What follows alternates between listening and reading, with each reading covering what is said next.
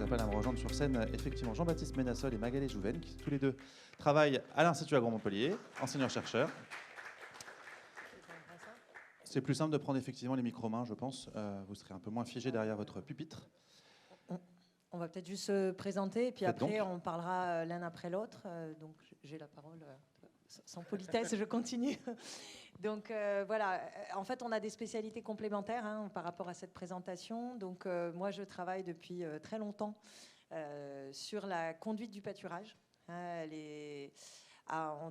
Voilà, surtout sur les pratiques d'utilisation des ressources fourragères spontanées. Alors vous allez voir, je vais parler d'herbes, mais pas que d'herbes. En tant qu'agronome, zootechnicienne En peut-être ? tant que zootechnicienne, mais zootechnicienne qui est un peu entre deux chaises, voilà, un pied dans les pâtures et un pied dans l'animal. Et du coup, si j'ai pu participer à des projets qui impliquaient des outils numériques, mais toujours ces outils numériques, c'est dans l'idée de comment on les intègre dans la décision, voilà, dans des outils d'aide à la décision et tout ça. Et bonjour à tous. C'est bon, ça fonctionne ? Non. Ah oui, impeccable, c'est mieux comme ça. Jean-Baptiste Ménassol, moi je suis également enseignant-chercheur à l'Institut Agro-Montpellier. Ma spécialité, c'est l'étude du comportement des animaux. Donc je suis zootechnicien avec une balance physiologique. Donc vous allez voir que dès que vous allez avoir des questions un peu techniques sur la gestion de la ressource herbagère, c'est davantage vers Magali Jouven qu'il va falloir se retourner. Mais moi j'ai surtout une compétence autour de l'introduction et l'usage des numériques dans les systèmes d'élevage.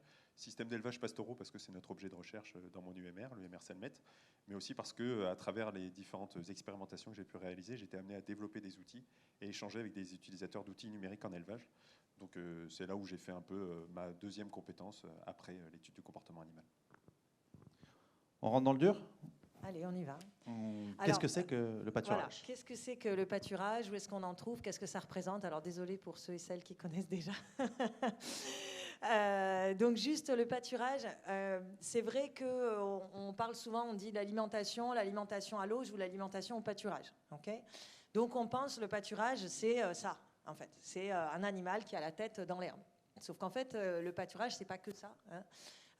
D'abord parce que les animaux passent en général pas mal de temps au pâturage. Donc, ils ne font pas que manger.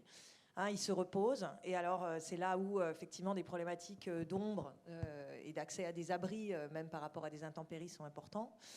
Forcément, dans la journée, il y a aussi une question de boire. Et dans un espace qui, en général, est assez vaste, ils s'alimentent, mais en se déplaçant. Parfois, en se déplaçant sur de longues distances, des animaux au pâturage, ils parcourent entre 4 et 15 km par jour, quand même. Dans des situations pas extrêmes. Voilà.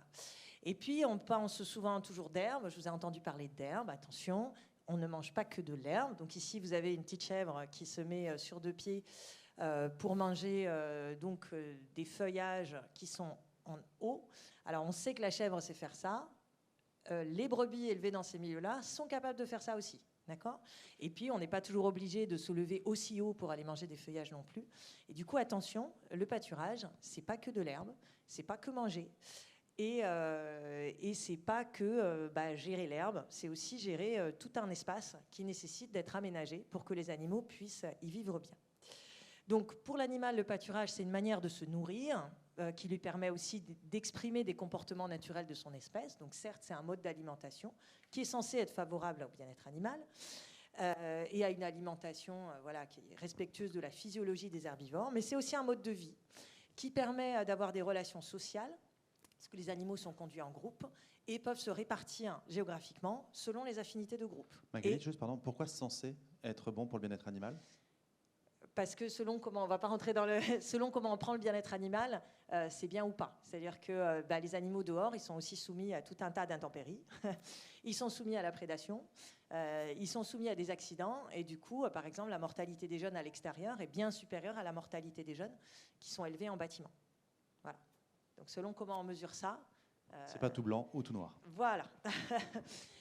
Pour l'éleveur qui gère du coup le pâturage, c'est une manière de gérer l'alimentation, mais qui n'est pas basée sur le contrôle de ce qu'on leur donne, mais plutôt sur ce à quoi on leur donne accès.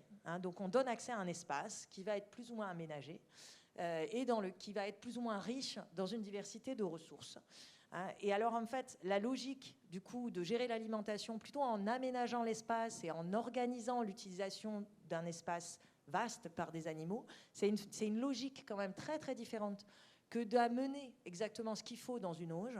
Et du coup, ça amène globalement, lorsque le pâturage est dominant dans les systèmes, à avoir une logique de production assez différente. Et ça amène aussi à avoir des besoins différents. Et notamment, si on a vraiment beaucoup de pâturage, on n'a pas beaucoup besoin de bâtiments. Voire, on parlait tout à l'heure avec Bruno, on n'a peut-être pas beaucoup besoin non plus de mécanisation pour récolter. Parce que si on arrive à faire manger tout le temps les animaux dehors, on n'a pas ou peu besoin de foin. Magali, pardon, juste, est-ce qu'on peut caricaturer en disant élevage intensif, élevage extensif, ou bien sûr, là encore, on est sur des approches plus subtiles que ça? Non, on ne peut pas, parce que, on va le voir juste après quand même, il y a des façons de gérer le pâturage et des manières d'intégrer le pâturage dans le système qui peuvent être quand même très très contrôlantes, qui peuvent être associées déjà à beaucoup de complémentation, à des performances zootechniques par individu très élevées. Quand on dit complémentation, c'est de l'apport de compléments alimentaires. Ah oui, c'est de l'apport de concentré et d'ensilage, enfin voilà, de fourrage riche.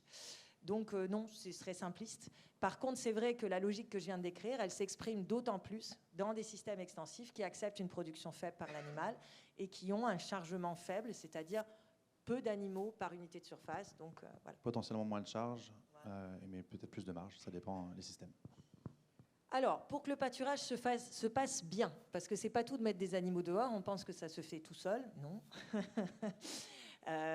Donc, il faut que les animaux ils sachent utiliser l'espace.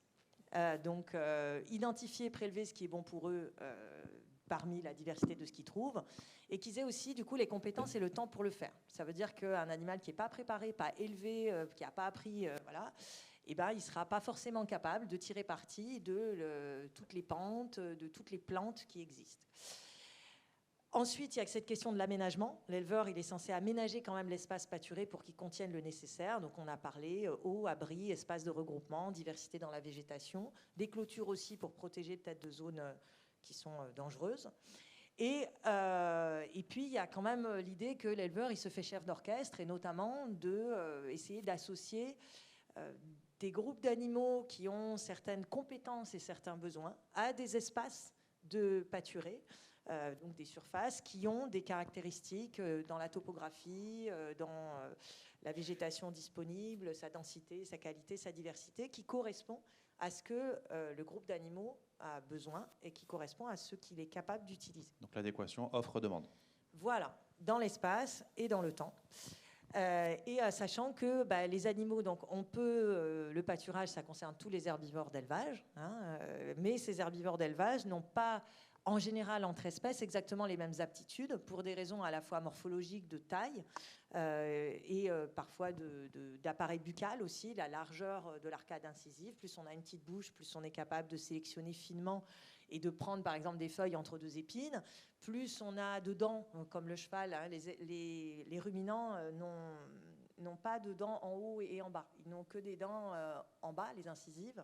Et du coup, ils ne sont pas capables de couper très ras. Le cheval a des dents en haut et en bas et peut donc couper très, très ras. Donc, il n'y a pas tout à fait les mêmes aptitudes. Et puis, quand on est petit et ruminant, on a vraiment besoin de manger quand même des choses assez riches, assez bonnes. Parce que si on mange de l'herbe trop grossière ou des fourrages qui sont longs à digérer, on va être doublement pénalisé. Pénalisé parce qu'on est petit, donc on a un rapport surface sur volume élevé, donc des besoins élevés, et que ça ne va pas nourrir suffisamment. Et pénalisé parce qu'en étant un ruminant, on va mettre très longtemps à le digérer. Et tant que ce n'est pas digéré, on aura du mal à remanger suffisamment. Donc, par contre, le cheval est monogastrique, donc lui, s'il mange du pas très bon, ce n'est pas très grave, ça ne va pas le pénaliser deux fois. Voilà, il va manger plus et ça va compenser en partie. Donc, se dire que voilà, ces aptitudes sont différentes entre espèces, mais ce tableau que je vous fais, en fait, ce qu'il faut voir, les animaux ne sont pas à un endroit. Tout à l'heure, je vous ai dit, mais finalement, il y a des brebis qui arrivent à se mettre debout sur leurs pattes arrière pour manger des feuillages hauts. Donc, selon les troupeaux, la manière dont ils sont élevés, ces compétences peuvent être variées et variables. Alors, quand on fait pâturer aussi, il y a plein de façons de faire pâturer en termes de mode de conduite. Le plus simple, c'est ce qu'on va appeler le pâturage libre, là le deuxième, c'est-à-dire qu'on a des grandes surfaces, parfois clôturées. Alors quand je dis grande surface, c'est 50 hectares, 100 hectares, voilà, on est à cette échelle-là. Le minimum, ça va être 20 pour qu'on puisse considérer que c'est assez grand.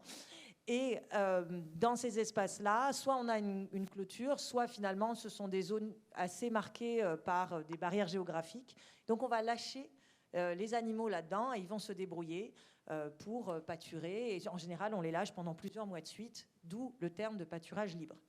Donc là, on maîtrise pas tant que ça. Voilà. À la limite, on se dit, bon, il faut que j'ajuste le nombre d'animaux à la ressource qui peut être disponible sur place. Quand on parle de pâturage, on pense très vite au pâturage tournant. Le pâturage tournant, c'est quoi? C'est qu'en fait, on a des parcs plus petits, en général de quelques hectares, sur lesquels, et on se trouve dans des zones en général ou dans des saisons où on a une pousse de l'herbe assez régulière. Et le principe, c'est que les animaux vont pâturer successivement les différents parcs pendant un temps assez court, alors disons le plus souvent de 3 à 10 jours. Et l'idée, c'est que si on gère bien la rotation, c'est-à-dire qu'on fait sortir les animaux au bon moment de la parcelle et rentrer au bon moment dans la parcelle suivante, et pour ça, il faut qu'il y ait le bon ratio nombre d'animaux sur taille de parcelle, on arrive à ce que les animaux mangent toujours une bonne herbe verte abondante et pas trop mûre. Voilà. Hein. Et en même temps, on laisse reposer les végétations sans pâturage. On verra qu'il y aura pas mal de présentations dans la suite de la journée qui s'intéressent justement au pâturage tournant dynamique et qui cherchent à optimiser cette rotation. Voilà. Alors le pâturage tournant dynamique, c'est une version du pâturage tournant où on tourne très très vite, d'accord, avec un chargement très élevé. Et donc on se dirige plutôt vers ce mode de pâturage-là, qui est le pâturage au fil. Donc là, le principe, c'est qu'on rationne les animaux à l'herbe. Et donc on calcule, et là aussi il va y avoir des présentations avec l'herbomètre à plateau, etc. On calcule combien de biomasse d'herbe on a sur une parcelle. Et en fonction du nombre d'animaux qu'on doit nourrir, on va donner accès aux animaux à une tranche de cette parcelle, chaque jour, parfois chaque demi-journée. L'idée étant que du coup les animaux mangent ce qu'il y a à disposition sans faire de chichi, tout ce qu'on leur donne, et surtout qu'ils ne vont pas gâcher de l'herbe en piétinant ou en salissant avec leur déjection. Donc ça, c'est en général, ce mode-là, il rassure pas mal les gens qui en sont habitués à distribuer. Voilà. Alors après, optimiser, ça dépend ce qu'on optimise, notamment dans un contexte de changement climatique. Mais c'est vrai que les systèmes à l'herbe les plus intensifs vont privilégier ça. Voilà. Et puis, on a tout en haut, donc, quand même le pâturage gardé, avec du coup un berger, une bergère, qui va accompagner le troupeau tout au long de la journée, en guidant le troupeau sur une succession de zones à pâturer qui vont être complémentaires les unes des autres, de sorte à stimuler l'appétit des animaux, mais aussi pouvoir orienter l'impact du pâturage pour éventuellement entretenir des milieux. C'est la façon la plus précise de faire pâturer. Ça demande une présence constante de l'éleveur à côté.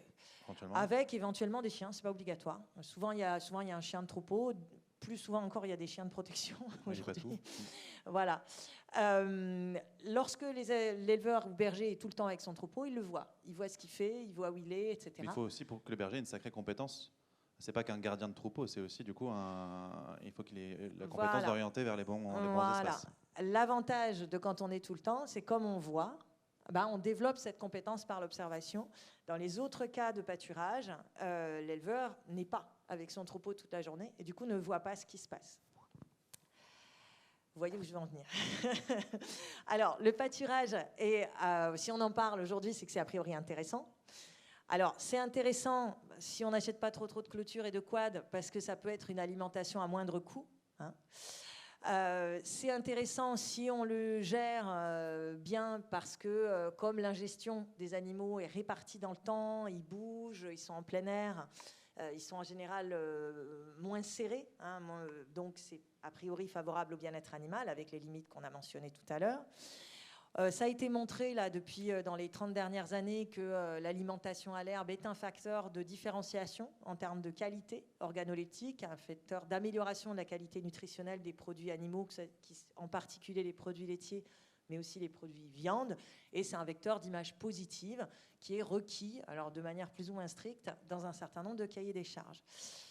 Alors c'est aussi une façon d'alimenter le troupeau qui est a priori pas en compétition avec l'alimentation humaine, surtout si on pâture des espaces de végétation spontanée non cultivables, non mécanisés. et qui peut fournir des services, alors en particulier sur des espaces semi-naturels, il peut y avoir des services écologiques, mais parfois, même sur des espaces cultivés, hein, on peut pâturer des vignes, des vergers, même des espaces urbains, voilà, et du coup avoir un service finalement de débroussaillage, quoi, de tonte. Alors après, dans ce contexte-là, qu'est-ce qu'on peut se donner comme objectif technique, hein, y en a deux, hein, pâturer plus et pâturer mieux. Alors pâturer plus, on va se poser la question d'allonger la saison de pâturage ou d'augmenter la part du pâturage dans les rations, donc en complémentant moins et en comptant plus sur ce que les animaux mangent dehors. Magali, juste, ça c'est un point intéressant à dire, c'est qu'on peut et pâturer et nourrir à l'auge.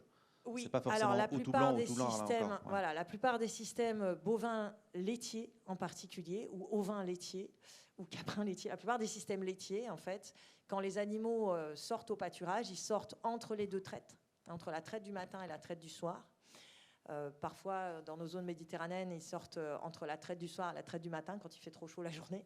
Et le reste du temps, ils sont en bâtiment avec, du coup, une complémentation en fourrage et sur le moment de la traite, une complémentation en aliments concentrés. Et puis il y a peut-être des saisons aussi, pendant l'hiver ou pendant l'été. Oui, alors la saison de pâturage, c'est pour ça que je parle d'allonger la saison de pâturage, c'est qu'en général, la période favorable au pâturage démarre au printemps, c'est-à-dire entre mars et mai selon l'altitude et les régions où on se trouve, et se termine à l'automne, alors là aussi selon l'altitude entre fin septembre et fin décembre, sachant qu'en région méditerranéenne, on peut pâturer quasiment toute l'année, et qu'avec le changement climatique, on a des hivers qui arrivent tard et qui sont beaucoup plus doux, et qui du coup sont favorables aussi à allonger la saison de pâturage. Voilà, donc c'est vrai que tout c'est... On en reparlera. On n'en reparlera pas dans la journée, mais en vous écoutant, on comprend qu'il peut y avoir une forme de compatibilité entre un élevage laitier robotisé et du pâturage. C'est probablement moins simple.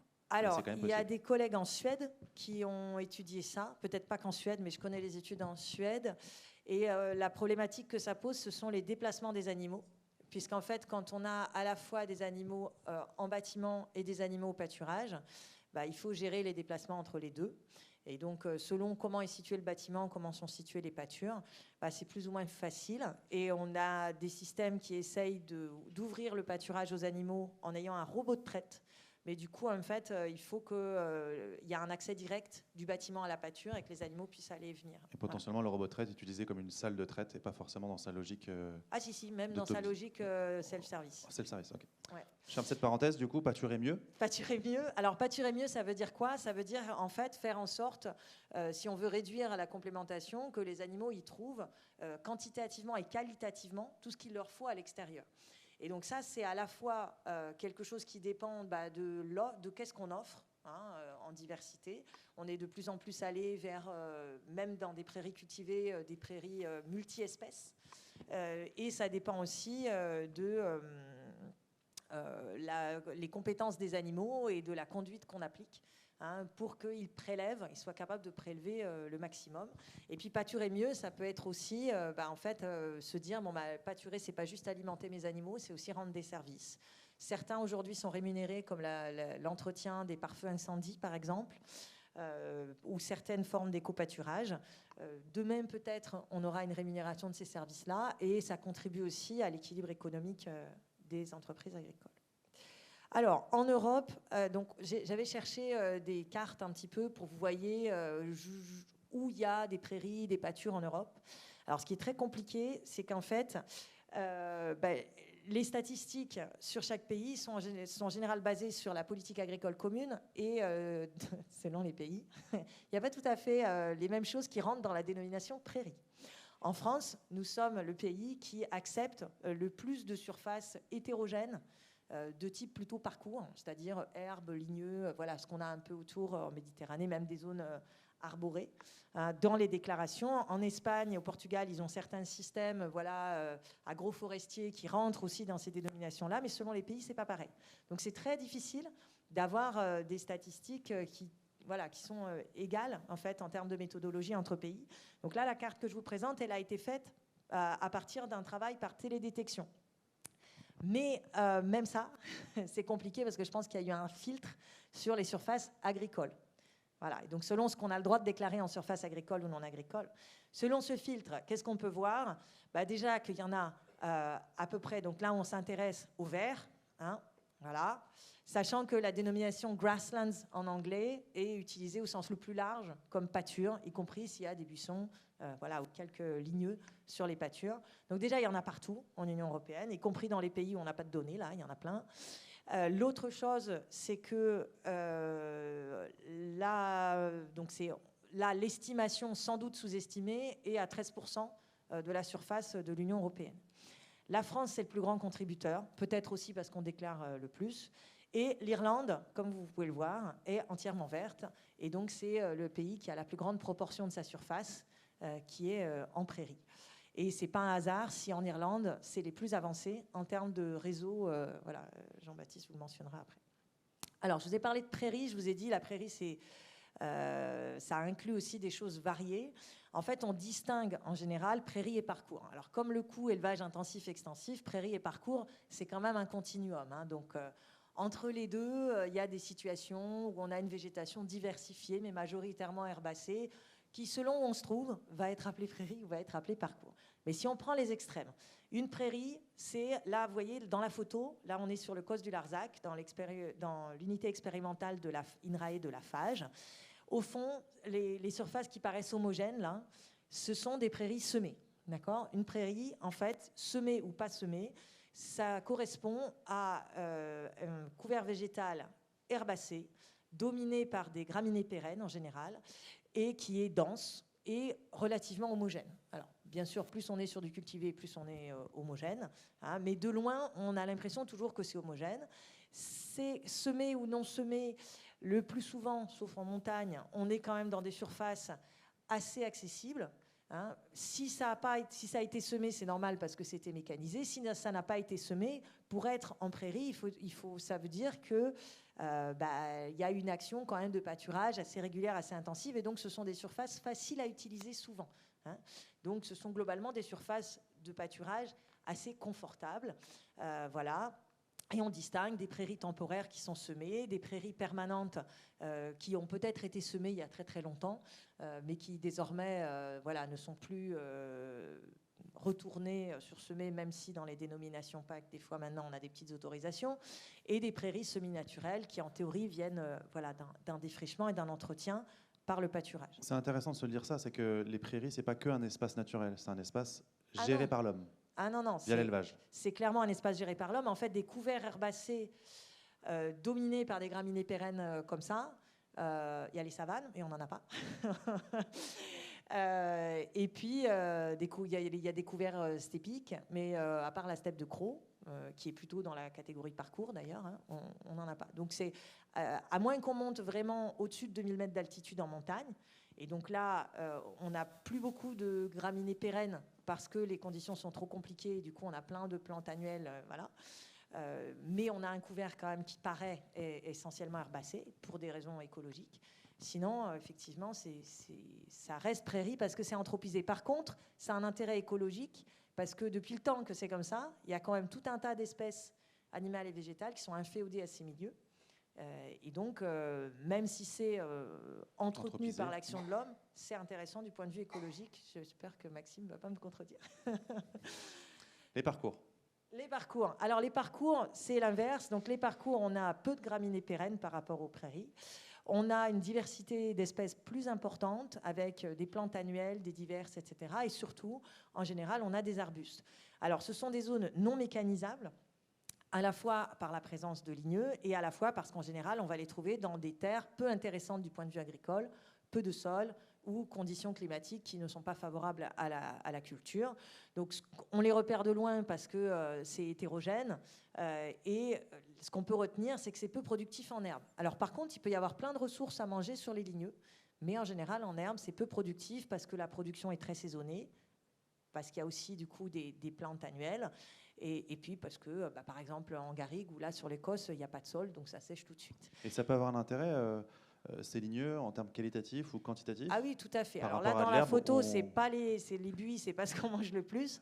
Mais donc, on distingue différents types de parcours, hein, des parcours plutôt herbeux, des pelouses, où là, on va manger essentiellement l'herbe, hein, puisque c'est essentiellement ce qu'il y a. Des parcours avec des lignes bas qui sont des landes. Et là, selon les lignes bas et selon les troupeaux qui pâturent, par exemple, on pourra consommer quand même pas mal les arbustes. Les garrigues font partie des landes. Et il y a les chênes verts, les chênes kermès, tout un tas de plantes variées, je ne vais peut-être pas vous faire la liste, sont consommées en ce moment par les troupeaux qui pâturent les garrigues. Et puis, il y a les bois aussi, dans lesquels on peut consommer l'herbe qui reste verte plus longtemps sous l'ombre des arbres. Mais aussi, parfois, on coupe des arbres, il y a des rejets, et du coup, il y a des feuillages accessibles. Voilà. Alors, les prairies en France, donc là, ce sont des captures d'écran d'un document que je vous invite à aller regarder, il est très bien fait, de l'IDEL, sur les chiffres clés des prairies et des parcours. Donc, en France, il y en a plein, des prairies. Il y a des prairies en zone plus intensifiée dans l'ouest, il y a des prairies de montagne. On a peu de prairies au niveau méditerranéen, d'abord parce qu'il y a moins d'élevage, et puis surtout parce qu'on est plutôt sur des végétations de parcours, hein. Et ce qu'il faut retenir, c'est, on en a beaucoup, mais surtout un hectare de prairie, ça nourrit 1 à 1,5 unités gros bétail, c'est-à-dire 1 à 1,5 vaches ou 6 à 10 brebis, hein. Donc c'est quand même un espace assez productif. On a une exploitation qui a 100 hectares de prairie, a déjà de quoi nourrir un bon troupeau. Et des exploitations donc, qui sont basées sur les prairies, on en a pas mal en France, donc quelques exemples, hein. Donc là, c'est une carte produite par l'Institut de l'élevage aussi, où on situe en fait l'orientation des systèmes fourragers, hein. Donc quand c'est vert, ce sont des systèmes vert foncé, plutôt herbagés. Quand c'est vert clair, on est dans des cultures fourragères, c'est-à-dire maïs et prairies temporaires et herbes. Voilà, et donc vous voyez, là je vous ai mis quelques exemples, que ce soit des vaches laitières en montagne, moyenne montagne ou montagne plus élevée, que ce soit le bassin charolais, la Normandie, le Limousin ou encore le Cantal. On a plein de zones d'élevage herbagé et vous voyez que c'est quand même majoritairement des bovins, même s'il y a aussi de l'élevage ovin, équin, voilà, en herbe et un petit peu caprin. Les caprins, on les garde souvent devant. Alors, dans ces élevages herbagés, il y a plus ou moins de prairies permanentes, plus ou moins distribuées, comme on disait tout à l'heure. Le fait de pâturer à l'herbe est un élément favorable à la mise en place de cahiers des charges. Donc, il y a des AOP, des labels rouges. Et souvent, dans ces systèmes-là, le pâturage est géré en fil ou en rotation. Les parcours en France, alors on en a essentiellement dans la moitié sud de la France, mais pas que, hein. Ces parcours, ce sont surtout des parcours ouverts. Là, vous voyez dans le camembert la partie verte. Pourquoi ? Parce que les animaux circulent mieux, hein, quand c'est ouvert. Et à part les caprins qui vraiment peuvent se nourrir quasiment que de ligneux, les autres espèces ont besoin quand même d'herbe, hein, voilà. Mais il n'y a pas que des pelouses ouvertes, il y a aussi des espaces fermés qui sont pâturés. Et par contre, attention, 1 hectare de parcours, alors selon ce qu'il y a, ça peut être extrêmement variable, hein, selon les conditions environnementales et le type de végétation, on peut avoir plus ou moins à manger, mais 1 hectare de parcours nourrit beaucoup moins d'animaux qu'1 hectare de prairie. Ça veut dire que la taille normale d'une exploitation basée sur les parcours, ça varie entre 300 et 1000 hectares. Oui, c'est ça, de l'intérêt de gestion collective pour Voilà. justement mutualiser un certain Alors, nombre de gestion ressources. collective ou pas, Ou pas mais en tout cas, parcourir 500 000 hectares pour savoir comment c'est fait dedans, c'est plus compliqué que de parcourir 50 ou 100 hectares. Voilà. Y compris avec un drone. Alors, les systèmes pastoraux, vous voyez là quelques photos, pareil. Alors, on en a pas mal dans le sud, hein, ce sont ces zones brunes. Alors là, dans la carte, on ne voit pas, mais il y a aussi des systèmes pastoraux. Je vous ai mis là des brebis dans les Genêts qui sont dans le Limousin, hein, parce qu'il n'y a pas que le sud. Et on n'a pas que des zones sèches, il y a aussi des zones humides. Donc ici, il y a la Camargue, mais il y a d'autres zones humides littorales. On a aussi de la montagne. Donc là, on est en Ariège avec des Gasconnes. Et globalement, on a quand même plus de petits ruminants, en particulier des ovins. mais pas que. Voilà. On peut avoir des élevages sédentaires, c'est-à-dire qui ont une mobilité, mais qui restent, on va dire, dans une zone circonscrite. Hein, ça peut être un département, ça peut être un rayon de quelques kilomètres, ou transhumants, qui du coup peuvent déplacer les troupeaux sur plusieurs dizaines, voire plusieurs centaines de kilomètres, souvent de manière mécanisée. Alors, les systèmes sont dits pastoraux lorsqu'ils utilisent des parcours. Parfois, c'est une saison, en été. Parfois, c'est toute l'année. Et là aussi, on a des dénominations, des appellations d'origine et des labels qui sont associés à ces formes d'élevage. On est plus souvent sur du pâturage géré en grand parc ou alors sur du pâturage libre ou en montagne, mais parfois en garrigue aussi, sur du pâturage gardé. Ce qu'il faut voir, c'est que selon les milieux, des fois, planter des piquets de clôture sur des parcours, soit c'est pas possible physiquement, soit c'est compliqué par rapport à la diversité des usages de l'espace. Hein, on est sur des parcours, souvent, il y a aussi d'autres activités qui se passent. La randonnée, la chasse, la randonnée, les courses VTT, c'est plus compliqué, voilà. Donc, quand on a des systèmes herbagés ou pastoraux, qu'est-ce que ça représente comme défi pour les éleveurs ? Il faut gérer l'alimentation autrement.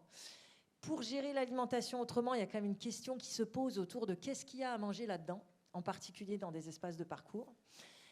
Si on n'est pas berger avec le troupeau toute l'année, comment on fait pour savoir ce que font les animaux ? Est-ce que tout va bien ? Et en particulier lorsqu'ils sont dispersés sur de très vastes surfaces. Il y a des risques quand on est au pâturage, il y a des risques de prédation, il y a des risques liés aux parasites sanitaires, hein, en particulier le parasitisme gastro-intestinal. Il y a des risques aussi liés aux surfaces. On pourrait dégrader en fait la ressource quand on utilise des pâturages spontanés. On ne peut pas sursemer, on ne peut pas mécaniser, on ne peut pas corriger. Si on fait une erreur dans la conduite et qu'on a une dégradation par surutilisation ou par sous-utilisation, après c'est compliqué de revenir en arrière. Hein. Ça prend très longtemps et c'est compliqué. Et puis les conditions de pâturage dehors, ça varie tout le temps. Ça varie entre saisons, mais ça varie entre années. D'autant plus avec les aléas climatiques qui soient plus fréquents. Et du coup, comment on s'adapte à ça ? Et puis tout ça dans un cadre où il y a des cahiers des charges. Et puis, il y a du multi-usage. Voilà. Alors, ils s'en sortent quand même, hein, malgré toute la liste. C'est intéressant parce que c'est autant d'éléments qui peuvent constituer, là aussi, une forme de cahier des charges pour des outils numériques tout à fait. derrière, pour tout aider à cette prise en charge de ces défis. Voilà. Et alors, justement, pour aller vers les outils, quand on est sur prairie, on a quand même des surfaces accessibles, de taille réduite. Souvent, on est bien connecté. Aujourd'hui, c'est plus facile d'avoir accès à des mesures de quantité, qualité de l'herbe, qui permettent aussi de rentrer dans une logique d'optimisation, puisqu'on est dans des milieux quand même, des conditions plus homogènes, plus faciles, hein, et qui permettent aussi un pilotage, même à court terme, basé sur l'herbe disponible, alors parfois sur le lait produit, quand on est dans des systèmes laitiers. Sur parcours, on a des surfaces beaucoup plus grandes, beaucoup plus accidentées, avec des zones blanches, et puis quand on est sous les ligneux aussi, des fois, ça capte pas très bien. C'est beaucoup plus compliqué d'évaluer la ressource pastorale parce que déjà, elle est très, très variée. On peut être, au lieu d'avoir une logique d'optimisation, on bascule vite dans une logique plutôt de sécurité basée sur la diversité et sur une utilisation suboptimale. Cette utilisation suboptimale, ça veut dire qu'on ne prend pas tout ce qu'on pourrait prendre et c'est nécessaire, du coup, pour gérer les aléas, pour permettre à chaque animal de prendre ce dont il a besoin, mais aussi pour permettre aux végétations de se régénérer d'une année sur l'autre. Voilà. Et on va piloter moins à très court terme, sauf si on a un berger qui garde son troupeau et qui vraiment pilote le circuit de pâturage quotidien. Et on va, au lieu de piloter sur l'herbe ou les ligneux, comme on est dans des espaces beaucoup plus grands et beaucoup plus hétérogènes, on va avoir tendance à piloter à partir de l'animal et de son comportement. Donc ou de l'évolution long terme des végétations. Ni sur le produit, mais plutôt sur son comportement. Oui, et puis sur l'évolution à long terme des végétations, parce que c'est celle-là qui nous intéresse. Je crois que c'est là que je te passe la parole. Alors, fort de tout ça, oui, des outils numériques. Pierre, je me permets de faire un point timing. J'ai combien de temps là pour présenter On a déjà dépassé le timing. Normalement, on arrête dans 5 minutes. Mais okay. donc, très bien. J'avais prévu 10 minutes, donc c'est pour savoir le niveau de détail que je vais vous livrer. Mais prenons 5 minutes de plus, on rattrapera le retard après. Ok, ça marche. Donc en lien avec les grands défis que vous avez présentés, Magali, et puis les modes de conduite qui sont associés à ces systèmes, il y a les zootechniciens qui s'entendent pour identifier des grands challenges qui sont associés au système d'élevage pâturant. Et ces deux grands challenges, ces challenges, ils peuvent être regroupés en deux éléments principaux. C'est d'une part optimiser la rentabilité économique des systèmes basés sur l'utilisation de l'herbe par le pâturage, et puis d'assurer la durabilité de ces systèmes. Optimiser la rentabilité économique des élevages, ça va passer par deux composantes principales. C'est d'une part renforcer l'expertise technique des éleveurs pour maximiser l'usage de l'herbe pâturée dans la ration des animaux, et puis d'autre part une réorientation des politiques de soutien pour favoriser la valorisation des produits qui sont issus des systèmes pâturants. C'est très peu le cas en France, c'est davantage le cas dans d'autres systèmes, notamment en lien avec des grandes réorientations des politiques agricoles de certains pays, les Pays-Bas, l'Allemagne notamment, qui ont des politiques plus favorables à la valorisation des produits issus du pâturage. Ce qu'il faut bien garder en compte, c'est que renforcer l'expertise technique pour optimiser la rentabilité économique, ça vise essentiellement dans ces systèmes à diminuer les charges. Comment on fait pour diminuer les charges ? Il y a deux voies. C'est augmenter la part d'herbe dans la ration. Donc là, c'est une composante sur laquelle Magali vous a averti qu'il y avait une grande marge de manœuvre. Et la deuxième partie, c'est augmenter la production. Il se trouve que augmenter la production dans les systèmes basés sur le pâturage, on n'arrivera jamais aux niveaux qui sont permis dans les systèmes agro-industriels ou avec des ressources fourragères conservées, traitées, enfin, avec différents modes de conservation. Dans les systèmes pâturants, par vache, par exemple, on est autour de 22 à 28 kg de lait par vache et par jour, quand dans certains systèmes agro-industriels, on est davantage autour des 40, 45 kg de lait par vache et par jour. Donc vous voyez qu'il y a quand même un certain plafond autour du niveau de production qu'on pourra atteindre dans ces systèmes-là. L'autre composante, c'est autour de la durabilité. La durabilité, elle a deux composantes, environnementale et sociale. Je ne vais pas trop revenir là-dessus parce que Magali vous en a déjà parlé, biodiversité, stockage du carbone, etc. Il y a des aménités positives des systèmes d'élevage pâturant qu'il s'agit de renforcer et autour desquels il va falloir communiquer sur leurs impacts, par exemple des prairies, autour de la rétention des éléments fertilisants, des cultures qui sont associées, et par exemple autour de la composante sociale, communiquer autour du travail et de l'attractivité du métier pour réorienter les politiques et les usages vers davantage de pâturage pour les éleveurs. Et pour communiquer, on a besoin de données.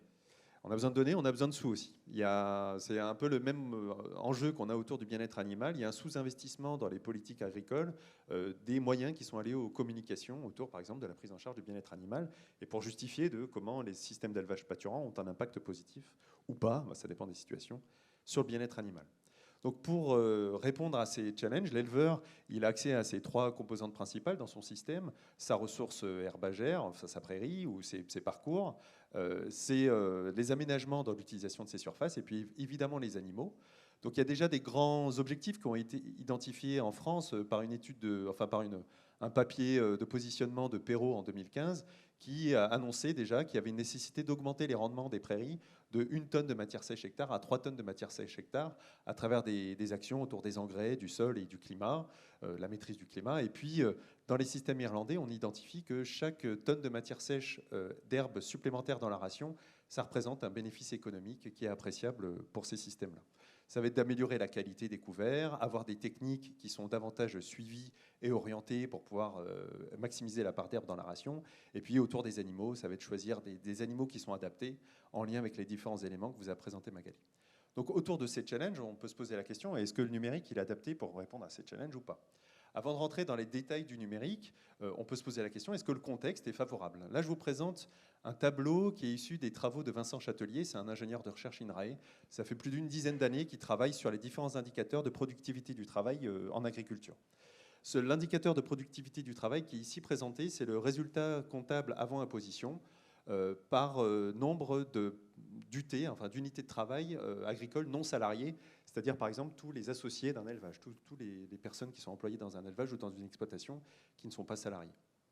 Alors ce qu'on remarque, c'est que ceux qui s'en sortent très bien, qui ont une très bonne productivité du travail sur cet indicateur-là, ce sont les grandes cultures qui se dégagent 50 200 € par UTA dans le résultat comptable, et qu'en moyenne, sur l'ensemble des systèmes de production français, on est aux alentours de 29 600. Et qui on identifie en queue du peloton là, sur ces performances, c'est principalement des systèmes bovin-lait, bovin mixte, ovin et caprin, bovin-viande, polyculture, polyélevage, plutôt des systèmes qui sont censés pouvoir se reposer sur le pâturage et donc du coup avoir plutôt une bonne productivité économique. Alors il se trouve que là, sur ce classement-là, on n'a pas distingué ces systèmes-là qui étaient pâturants ou quelle était la part d'herbe dans ces systèmes-là. Donc cette situation, en fait, dans ces systèmes, elle est plutôt orientée par les systèmes non pâturants. Et ce que conclut Vincent Châtelier, c'est que cette situation tient principalement à un coût plus élevé du système d'alimentation dans ces systèmes-là, et qu'on aurait tout intérêt à réorienter ces systèmes vers l'utilisation de l'herbe pour gagner des marges économiques. Donc on peut se présupposer qu'on pourrait avoir, dans ces systèmes qui en ont cruellement besoin, pour être davantage, avoir une meilleure productivité, avoir des gains de productivité par le pâturage. Et puis plus récemment, là j'utilise de la littérature grise, c'est toujours un article donc, qui est paru dans Web Agri assez récemment, là en avril 2025, toujours une étude de Vincent Châtelier qui montre que l'élevage à l'herbe, c'est durable, mais aussi c'est moins rentable. Et il a comparé des systèmes qui pâturaient avec des systèmes qui utilisaient du maïs en silage. Et il a pu montrer, toujours sur ce même indicateur du RCAI sur les unités de travail non salariées, que sur les 14 dernières années, les élevages non herbagés affichent des meilleurs résultats comptables. Donc d'un point de vue productivité du travail, il vaut mieux donner du maïs fourrage plutôt que d'utiliser, plutôt que de faire pâturer les animaux. Alors ça pose un problème, évidemment, parce que dans les systèmes maïs fourrage, on n'a pas tous les à côté positifs de faire pâturer ces animaux. Et si vous regardez les commentaires qui sont associés à ce travail, qui rend compte d'un travail très scientifique, etc., c'est un déchaînement de fake news, c'est pas possible, on veut plomber les systèmes pâturants. Donc j'imagine plutôt des éleveurs qui font pâturer leurs animaux et qui crient au scandale. Enfin, les commentaires sont vraiment importants. Et ce qu'ils reprochent, c'est que on met de côté la meilleure robustesse de ces systèmes, c'est-à-dire les années où il y a des sécheresses, le maïs fourrage, les rendements sont largement diminués, et du coup la production de ces systèmes est diminuée. Mais ils produisent tellement de lait qu'ils finissent quand même, sur l'ensemble des 14 années, par être plus productifs sur l'ensemble de cette observation. Dans ces systèmes-là, il y a une plus faible production par animal. Et du coup, étant donné qu'on dégage moins de chiffre d'affaires, dans l'ensemble du fonctionnement comptable de ces élevages, on a une plus forte dépendance aux aides dans les systèmes d'élevage pâturant. Par exemple, dans les systèmes laitiers non pâturants, donc maïs fourrage, on est à 45% du chiffre d'affaires qui est représenté par les aides, tandis que dans les systèmes pâturants, on est à 90%. Dans les systèmes viande, la situation est beaucoup plus dramatique. On est à 170% du chiffre d'affaires qui est représenté par les aides dans les systèmes non pâturants, tandis qu'on est à 200% dans les systèmes pâturants. Donc on voit quand il s'agit de réorienter les politiques publiques, on va avoir un problème d'argumentaire. S'il s'agit de dire il faut plus d'aides, vous êtes déjà les gars à 200% de votre chiffre d'affaires qui est représenté par les aides dans les systèmes viande et 90% dans les systèmes laitiers. Donc on met de côté évidemment les aspects de durabilité de ces systèmes-là, qualité des produits, bien-être animal, sécurité alimentaire, et une composante qui est très attaquée de cette étude-là, autour de la productivité par travailleur, c'est qu'on ne met pas en évidence la productivité de la main-d'œuvre à l'heure. Et ce qui est présupposé, c'est que dans les systèmes pâturants, en réalité, les exploitants travaillent moins. Donc c'est pour ça qu'ils ont une moindre productivité par élevage. C'est qu'on sort d'un système dominant où il y a une forme de dépendance au travail par le maïs fourrage, tous les travaux de culture qui sont associés à la production de maïs fourrage, mais davantage de temps non consacré à la production dans les systèmes d'élevage pâturant. On peut imaginer aussi qu'il y a peut-être plus de salariés dans les systèmes non pâturants. Et c'est le cas, il y a plus de salariés dans les systèmes non pâturants. Donc c'est la limite un peu d'utiliser ce genre d'indicateur. Il y a des limites qui sont intrinsèques à la construction des indicateurs, mais il y a aussi des engagements de se dire, effectivement, alors que la promesse des systèmes irlandais qui la réussissent, c'est d'avoir une meilleure productivité en reposant son alimentation sur le pâturage, dans les systèmes français, en tout cas dans ceux qui sont étudiés, pour le moment, on n'y arrive pas. Il y a un enjeu de technicité peut-être à augmenter pour gagner ces points de productivité possibles. Tout à fait. Encore, c'est l'idée, c'est qu'il y a des marges techniques et se poser la question, est-ce que le numérique peut répondre à ces enjeux de marge technique? Il y a une deuxième dimension qui est liée, on est dans un contexte de changement climatique, et ce contexte de changement climatique, il va impacter à la fois les prairies et le maïs fourrage. Donc là, c'est une étude qui est rapportée par le projet Climalais, où on voit donc plus c'est foncé, plus les prairies vont s'en sortir, et plus c'est jaune, moins on va avoir de durée de période végétative pour les prairies. À l'échelle française, les prairies vont plutôt être impactées, alors, si on regarde dans le grand ensemble, positivement par le changement climatique, dans le sens où on va avoir une durée de période végétative allongée, donc on va pouvoir mettre les animaux plus longtemps à l'herbe. Certes, mais on va avoir aussi une plus grande variabilité de l'offre des prairies en lien avec les épisodes de sécheresse et de climat avec des températures élevées pendant la période estivale sur les prairies. Du point de vue des maïs fourrages et en écho avec l'étude que je vous ai présentée précédemment, là, il y a plutôt des études qui montrent que le maïs fourrage va être impacté négativement par le changement climatique, malgré l'effet positif de l'augmentation des degrés jour pour la pousse du maïs. Et une deuxième composante, c'est des nécessités d'aménager des prairies, puisque, donc ça c'est des résultats d'un RMT qui s'appelle Bâtisse, on va avoir des températures sur des prairies qui vont augmenter, et il y a tout un enjeu de gestion de la prairie par l'implication des arbres, pourquoi pas des arbres fourragers dont on peut se servir aussi pour alimenter le troupeau, pour pouvoir protéger le troupeau du climat qui va augmenter, des températures qui vont augmenter, avec des effets qui sont très importants sur la physiologie des animaux. Donc globalement, on a des marges techniques qui sont accessibles et de plus en plus de variabilité et des efforts d'ajustement dans la conduite des surfaces pâturées qui vont être nécessaires pour ces systèmes-là. Donc ces deux éléments, ce besoin renforcé de contrôle pour élaborer et mettre en œuvre des stratégies de pâturage, et puis également des enjeux de communication que j'avais présentés précédemment, du travail de l'éleveur et de sa justification de son travail en lien avec l'environnement vis-à-vis de la société, ça constitue un environnement qui est plutôt favorable au développement d'outils numériques qui sont dédiés au soutien des activités de pâturage et à augmenter la part d'herbe dans la ration des ruminants et des équins. Alors on a tout de même pour ces systèmes-là des défis d'intégration qui sont spécifiques, des défis d'intégration qui vont concerner seulement, et de façon un peu plus renforcée, les systèmes d'élevage pâturant. Alors je ne vais pas tous les détailler, mais Magali vous l'a présenté, on a des animaux qui bougent, avec des fortes composantes de mobilité, en particulier dans les systèmes pastoraux, où les fréquences de revenus, par exemple, de retour sur une même parcelle pâturée, elles peuvent être très espacées, et parfois ils ne reviennent jamais à l'échelle de l'année sur la surface qu'ils avaient pâturée précédemment. Donc il faut que les outils puissent s'adapter à cette composante de mobilité, que ça, tout bêtement, par exemple, qu'ils ne viennent pas endommager l'animal quand il s'agit, enfin, lui causer des douleurs, des souffrances, quand il s'agit d'outils embarqués. On a des enjeux liés au parasitisme, puisqu'on a des plus fortes charges parasitaires sur une surface quand on va pâturer de la ressource sur pied, donc des enjeux spécifiques, des enjeux aussi en lien avec ce que vous montrez Magali, de diversité, de fragmentation de la ressource. Une ressource diverse et fragmentaire, c'est plus difficile par exemple dans le cadre de parcours d'évaluer sa qualité avec des approches ex situ, des drones, des images satellitaires, etc., qui ont un maillage qui peut être trop gros pour pouvoir évaluer la qualité précise de cette ressource, d'autant plus quand on a des animaux qui sont capables d'exprimer des très forts taux de sélectivité, et donc dans un couvert très hétérogène, venir récupérer les aliments qu'ils vont préférer. On va avoir également des interactions qui peuvent être positives et plutôt généralement négatives dans ces systèmes-là avec la faune sauvage et domestique. La faune sauvage, c'est autour de la prédation, et la faune domestique, c'est autour de la transmission de maladies, de parasites, et de la même façon pour la faune sauvage, des cerfs qui viennent pâturer sur vos prairies peuvent ramener des parasites alors que vous aviez prévu tout un programme de rotation qui était censé couper le cycle de vie du parasite. On peut avoir des problèmes de vol aussi, c'est de plus en plus vrai en France. On avait été épargné pendant une période, mais ça revient de plus en plus fort. Et puis des enjeux liés à la météo. Et puis l'ensemble de ces composantes, donc ça appelle des fonctionnalités spécifiques aux outils numériques, dans un cadre où la connectivité est fortement impactée. Magali l'a évoqué tout à l'heure, mais acquérir des données, c'est en général pas trop un problème, mais les transmettre pour avoir des suivis en temps réel ou proche temps réel de nos informations pour pouvoir agir au plus près des animaux et des systèmes, ça reste un enjeu important.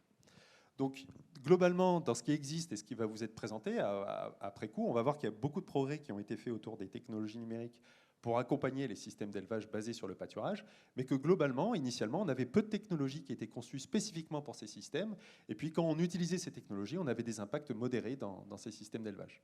C'est un marché qui, comparé au système agro-industriel, est considéré comme étant un marché mineur, avec du coup un tissu industriel qui est relâché, qui limite les possibilités de maintenance, par exemple, des outils. Et puis globalement, on a encore des utilités et performances des outils qui sont existants à démontrer, notamment à travers des analyses coûts et bénéfices. On est dans des systèmes bas intrants, on essaye de faire le maximum de marge en maximisant la part d'herbe dans la ration. Dès qu'on va avoir des outils numériques qui vont coûter un peu cher, ça peut tout de suite pénaliser les performances du système sur la base de ces marges. Alors, qu'est-ce qu'il en est je vais passer là-dessus parce qu'on pourra en parler si on a des questions. Qu'est-ce qu'il en est Est-ce qu'on remarque une intégration positive du numérique dans la littérature scientifique? Les résultats sont contrastés. Donc moi, j'ai pris le parti de vous montrer une étude. En réalité, il y a des études qui montrent qu'il y a plutôt des impacts négatifs de s'équiper du numérique dans son élevage. Il y a des études qui montrent que ça a peu d'impact sur la productivité. Et il y a une étude un peu plus récente, moi, qui m'a intéressé particulièrement dans le cadre de cette restitution, c'est celle de Palma Molina en 2023, parce qu'ils prennent un certain recul sur la validation de leurs données. Ce qu'ils ont identifié, c'est qu'en lien avec l'usage essentiellement des herbomètres connectés, on avait une relation causale positive entre l'adoption d'outils numériques pour la gestion du pâturage et l'utilisation du pâturage par vache, la durée de la saison de pâturage et des rendements et compositions du lait. Donc tout ça, plus utiliser le pâturage, avoir davantage d'herbe dans la ration et des meilleurs rendements, évidemment, ça a un impact sur les marges brutes et nettes qui sont plus élevées par hectare pour les utilisateurs de nouvelles technologies. Mais sur certains éléments qu'ils ont identifiés, il n'y avait pas directement de relation causale. Cette corrélation ne veut pas dire cause. Alors voilà, c'est ça. Ils ont identifié des corrélations, parfois des causes, mais quand ils ont identifié des facteurs qui allaient expliquer, bon, c'est un peu complexe, mais quand on regarde le modèle statistique, les résidus des modèles statistiques, ils ont identifié qu'on pouvait identifier des corrélations dans les résidus. Et qui dit corrélation dans les résidus, ça veut dire qu'on a beau identifier des relations causales dans l'utilisation du pâturage par vache, par les tests statistiques, on ne peut pas être à l'abri qu'il y a des covariables cachées qui vont fausser le lien de causalité qu'on peut établir à travers nos tests statistiques. Par exemple, imaginez que l'agriculteur en question est plus technique par ailleurs, et donc il utilise un herbomètre connecté, mais c'est sa technicité par ailleurs qui explique ces résultats positifs. Tu m'enlèves les mots de la bouche, pardon. Pierre, parce que c'est effectivement ça. En fait, ce qu'ils ont identifié, mais on a l'habitude dans l'agriculture, c'est davantage des profils d'éleveurs. Et ces profils d'éleveurs qui investissent dans les nouvelles technologies, c'est aussi des profils d'éleveurs qui sont dans des pratiques culturales, de pratiques de rotation du pâturage plus intensives. C'est aussi des éleveurs qui investissent davantage dans des analyses de sol, qui sont plus documentés à travers de la littérature grise, etc. Donc on a des profils d'éleveurs qu'il est tout à fait intéressant d'aller investiguer pour non seulement remettre un peu en phase est-ce que c'est vraiment le numérique qui permet ces marges-là, et si on souhaite vraiment que ce soit le numérique qui profite de ces marges-là, identifier comment ces éleveurs-là ils le mobilisent de façon à avoir des systèmes plus productifs. Donc notre conclusion, c'est qu'on a de la place, il va y avoir des questions, on a de la place pour des solutions innovantes qui peuvent s'inspirer des profils de ces agriculteurs, de leurs idées, d'innovations exogènes qui sont issues du tissu industriel, alors qui doit être adapté aux enjeux spécifiques des systèmes pâturants, et puis des résultats de la recherche, les projets qui sont portés par exemple par Magali, alors j'ai pas eu le temps de les présenter, mais autour par exemple des plateformes où les éleveurs peuvent faire des retours sur leurs utilisations des surfaces de parcours, échanger des informations entre eux. C'est vraiment ce qui est plébiscité à l'heure actuelle, notamment par d'autres types de systèmes, les Irlandais, avec les plateformes participatives où ils se renvoient des informations sur la pousse de l'herbe, vraiment à des échelles nationales. Donc c'est l'outil, mais aussi la capacité de bien utiliser l'outil dans un système performant, c'est un peu ça le sujet. C'est le mot, la conclusion ? C'est la conclusion. Parfait, merci beaucoup. Merci, génial. Merci beaucoup à tous les deux, on les applaudit très chaleureusement.